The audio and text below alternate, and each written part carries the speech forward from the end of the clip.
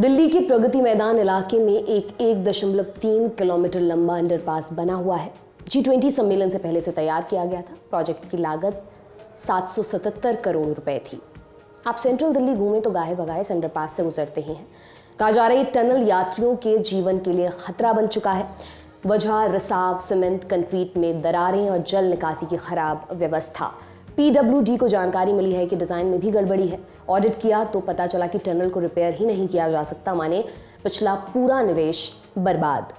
19 जून 2022 में प्रधानमंत्री नरेंद्र मोदी ने 6 लेन के इस अंडरपास का उद्घाटन किया था।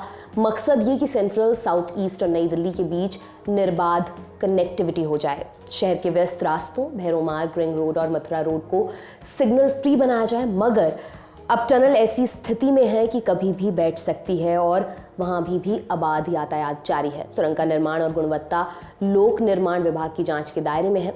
उन्होंने टनल बनाने वाली कंपनी लार्सन एंड टुब्रो को कई नोटिस जारी किए हैं। गंभीर तकनीकी और डिजाइन संबंधी कमियों के लिए उनसे 500 करोड़ रुपए जमा करने के लिए कहा गया है। मतलब एक ही तरीके से ये टनल ठीक हो सकती है, उसे फिर से बनाना पड़ेगा। नोटिस में इस तथ्य को भी रेखांकित किया गया है कि प्रोजेक्ट का पूरा डिजाइन और कार्यान्वयन L&T के नियंत्रण में था और इसमें किसी सरकारी एजेंसी की कोई भूमिका नहीं थी।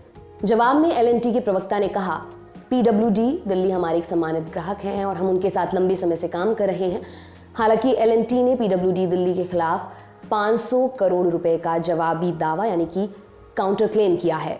अब आपको ये भी बता देते हैं कि ये टनल जर्जर आखिर हुई क्यों। L&T वही कंपनी है जिसने सेंट्रल विस्टा पुनर्विकास प्रोजेक्ट पर काम किया था।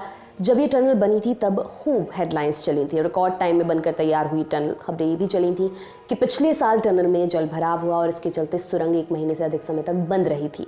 Urban planning expert Archit Pratap Singh बताते कि भूमिगत सुरंग बनाने के लिए मिट्टी और चट्टान की स्थिति को कायदे से समझना पड़ता है। इसके लिए गहन भू तकनीकी परीक्षण की जरूरत होती है। वो कहते हैं प्रगति मैदान सुरंग में जो रिसाव हो रहा है वो निर्माण के दौरान उचित वाटर प्रूफिंग ना होने की वजह से है। सुरंग में पानी जमा होना और जल निकासी के लिए पर्याप्त नालियों का ना होना ही समस्याओं की जड़ है।